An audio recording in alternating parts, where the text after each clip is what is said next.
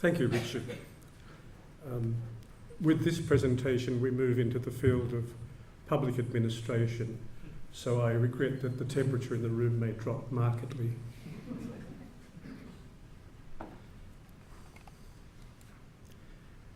The presentation provides a very preliminary report on the challenge of developing new, relevant and effective models of decentralised local governance in disadvantaged areas, daerah Teringgal, in Nusa Tenggara Timur, NTT province, in Eastern Indonesia. The pilot study is still underway. We've done one field trip with interviews, and I'll refer to one major interview that we did later in the presentation. The pilot study is funded by the Charles Darwin University Foundation and involves researchers both from CDU and from Universitas Nusa Cendana in Kupang. I'd like to thank the rector of UNDANA, Rector Fred Benu, for his enthusiastic and practical support for our project. When we did the field trip, he provided us with an excellent vehicle and a driver for our trip to the districts. I should have warned you that that photograph was coming. The rector is in the black uniform and the sunglasses, and our fortunate happenance was that the fellow in the white shirt on the far right is the older brother of the Bupati, and that meant that we had excellent access to him.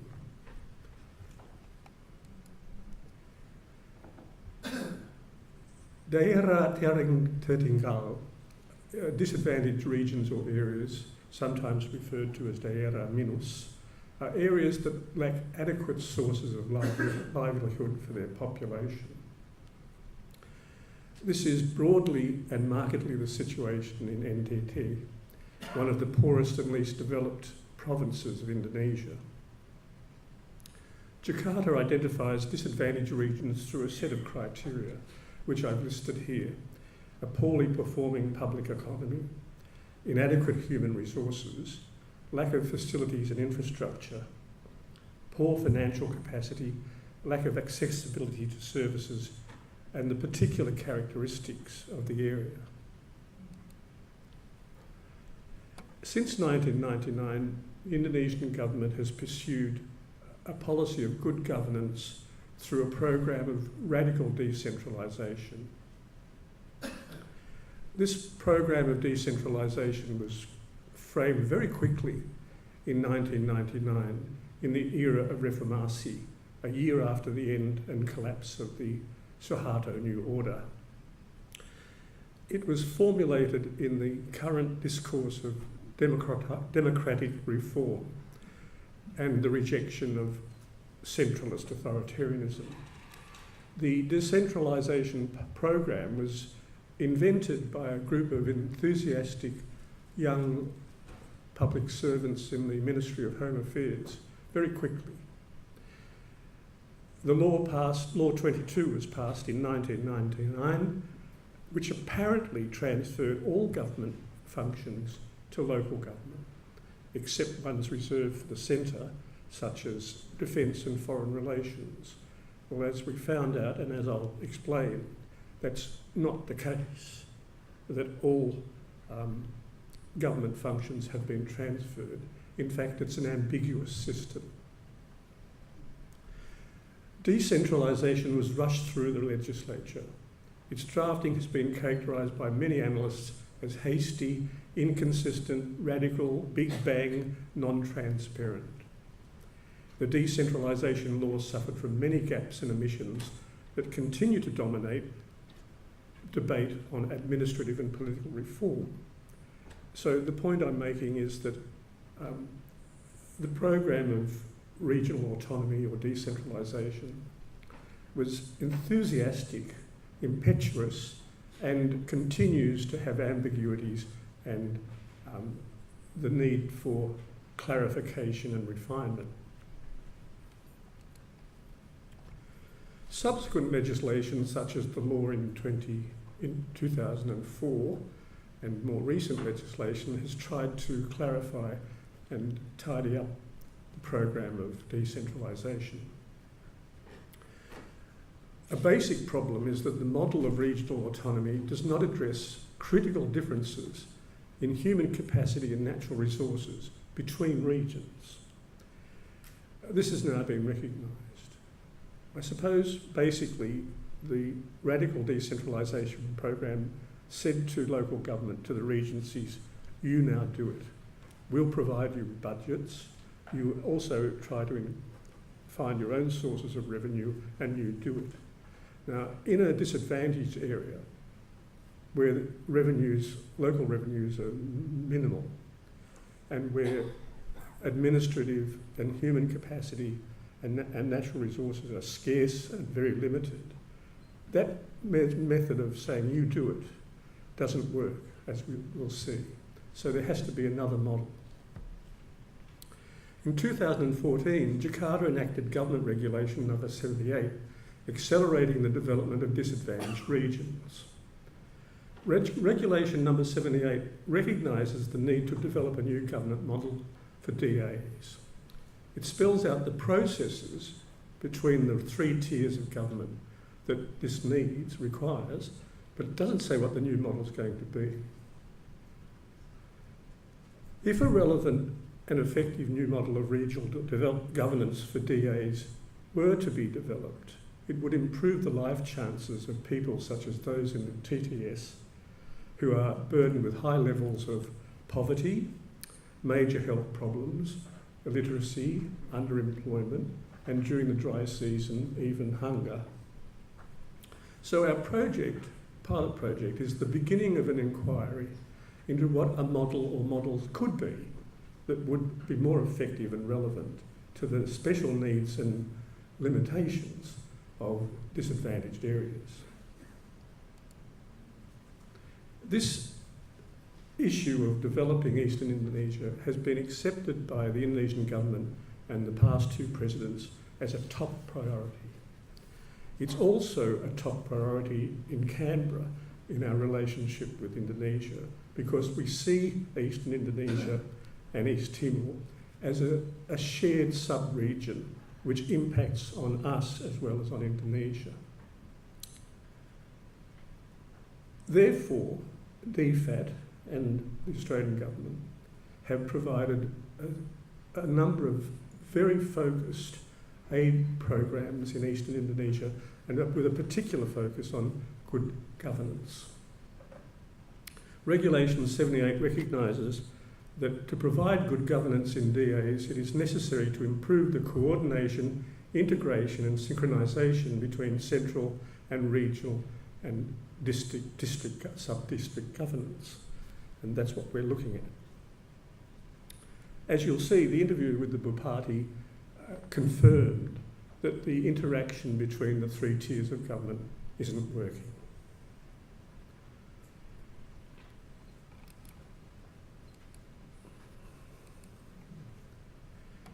TTS occupies just under 4,000 kilometres of east, south, central, west Timor. It's divided into 32 districts whose population range from 3,000 to the 40,000 in the Regency capital, Soe. The total population, according to the 2010 census, which is all I have, was 440,470 people.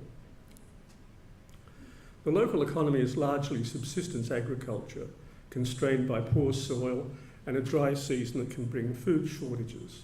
There's little evidence of investment and development outside the regional capital. Some communities undertake small-scale unregulated mining, and we have a research project here at CDU on that, and other resource-based activities such as collecting coloured stones. I'd like to make the point, and I'm not a social anthropologist, but I recognise it's vital, that any attempt to consider systems of relevant and effective local governance in West Timor must acknowledge the survival and coexistence of customary and traditional systems of belief and social organisation, alongside introduced modern systems of political culture and practice. As Steve Farram has pointed out in his excellent book, the Dutch only established direct rule over NTT in the 1920s. In any case, they attempted to establish a system of indirect rule in West Timor that utilised the indigenous Timorese political system. The Portuguese in East Timor were lazy and didn't try direct rule either. So one of the outcomes of that history on the island is that customary and traditional systems are alive and well and have survived and have to be taken into account when the central government introduces land reform and programs of decentralisation. It's a dual system.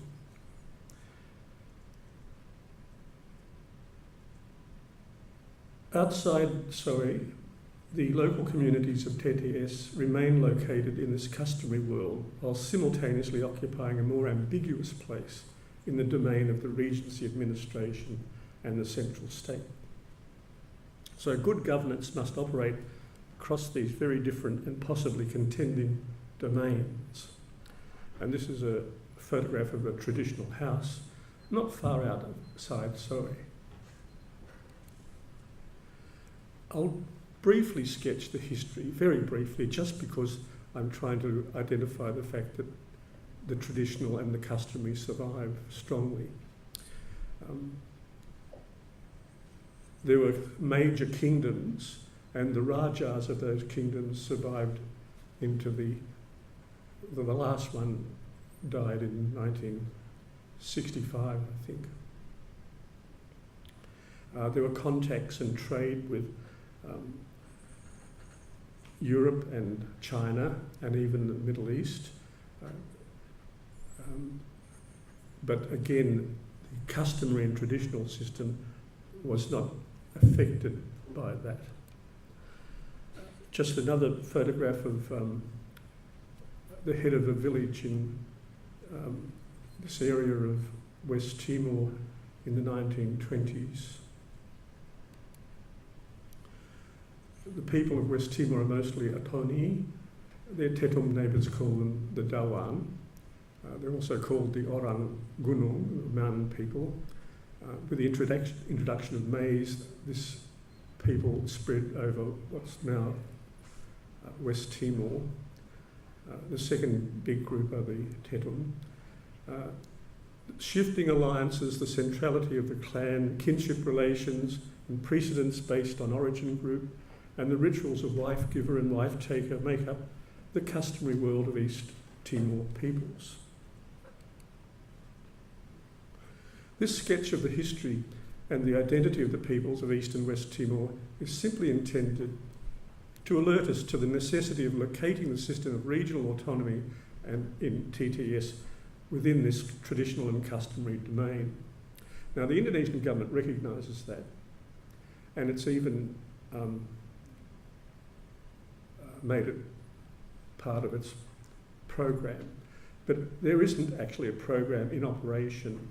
And so when we visited the Bupati and the DPR, there was no sense that consultation with the people which took place in the context of custom and traditional domain. It was like elections, an introduced kind of consultation. Now, you can't avoid that. I mean, I'm not saying you can't have introduced institutions and processes, but they have to work in a context that is not where they originate. And so the challenge in East and West Timor is to find systems that successfully operate in both domains simultaneously. So the first big issue is recognition and inclusion and incorporation of the traditional and customary domain into the system of governance, which is understood but has not yet been achieved. The second big issue is to rethink the question of the complementary roles of the centre, the province, the region, regency, the sub-district and the village in a resource-poor and capacity-poor DA such as NTT. So, gratifyingly for our pilot project and our proposed larger project, we put in for an ARC grant, there are big problems in NTT, and that makes our project relevant and important if it goes ahead. It's timely. We conduct our interviews in January this year, first in Kupang and then in TTS in that regency. The interviewees included members of the DPR, heads of 2 kabupaten, the Regency Legislature, that's the Regency Legislature, the DPR, health and education representatives and others. Through our UNDANA colleagues, we gained excellent access to the Bupati Mella. The Bupati granted us 2 long, frank interviews. I think the first one was 2.5 hours. He spoke in detail about the responsibilities and challenges of Regency governance in the era of regional autonomy and the often difficult interaction between the Regency, the province and the central government. I'll summarise the points he made in his first interview with us. I won't have time to talk about the other 7 interviews we did with people. First, he said the central government has not relinquished everything, that we have a high dependence on TTS on the central government. Decentralisation has allowed us to be more accessible to the people, but sometimes central regulations are made just anyway, and in the end local autonomy does not increase, but is obstructed. We now have the authority to open more schools, and they have. The only school in Soe, until this program of decentralisation, was a Catholic private school. There were no public schools. But the problem of finding teachers is severe, and teachers have to be certified and controlled by the Central Education Office in Jakarta. And to be certified, they must have a degree, but we don't have people with degrees to be teachers. So what they do in the Regency is appoint teachers who are not approved by the Education Office in Jakarta because they don't have the qualifications. But if they don't appoint people with simply high school education, there are no teachers. There's a more serious, I'll go on. Jakarta changes the regulations and then tells the regional government, which hasn't got the capacity to quickly adjust to the new sets of regulations, so they get into troubles of non-compliance. The problem with attracting doctors is more serious than the problem of teachers. Again, there are regulations in Jakarta, but the Bupati told us that doctors didn't want to come to the Regency. As we travelled around, we could see that the only place that a doctor would want to stay in the Regency was Soe.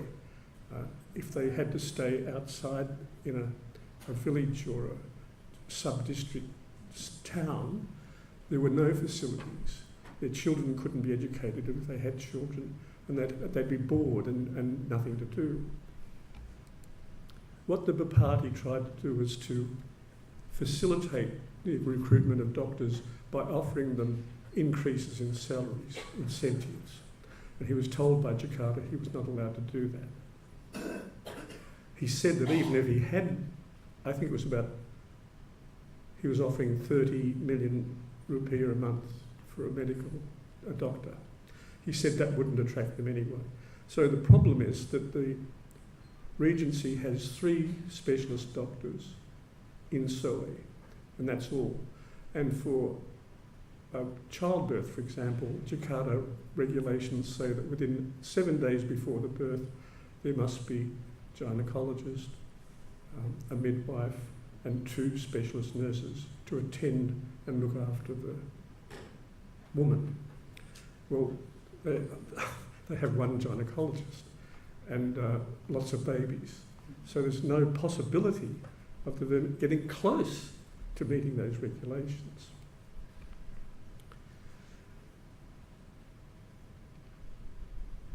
He found Jakarta's regulations burdensome and unrealistic, and they took no account of the realities of TTS.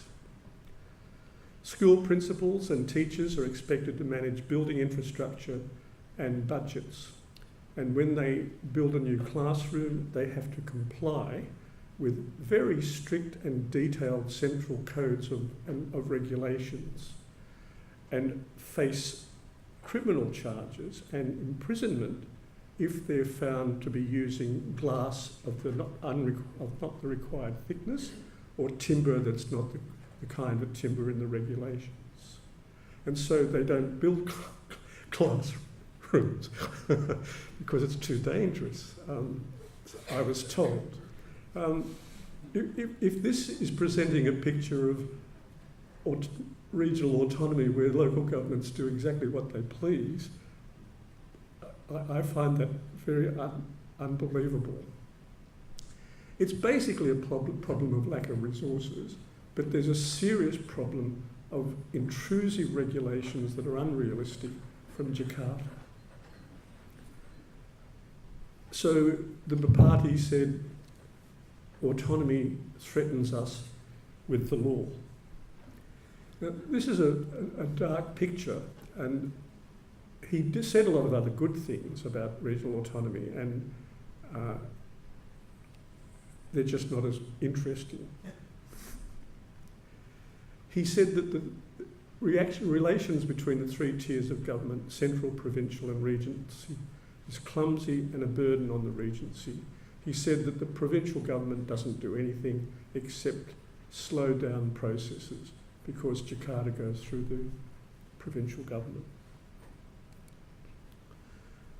The preliminary findings of our study are that the major problem is the scarcity of human resources, the struggle to find doctors and teachers while complying with Jakarta's regulatory regime. Intrusions by Jakarta at the most detailed level, while regional autonomy makes the Regency administration responsible for managing key public services. The confusion between the three tiers of government. The necessity to evade Jakarta's control if basic social services are to be maintained given the severe constraints of a disadvantaged area. And again, regional autonomy threatens us with the law.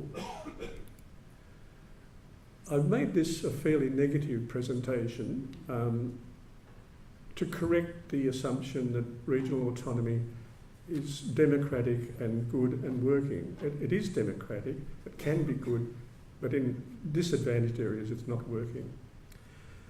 Given the preliminary findings from the interviews and from the discussions with the ministries in Jakarta which we had, clearly there are continuing gaps between the regulatory regime of regional autonomy and the actual challenges of governance in disadvantaged areas such as TTS.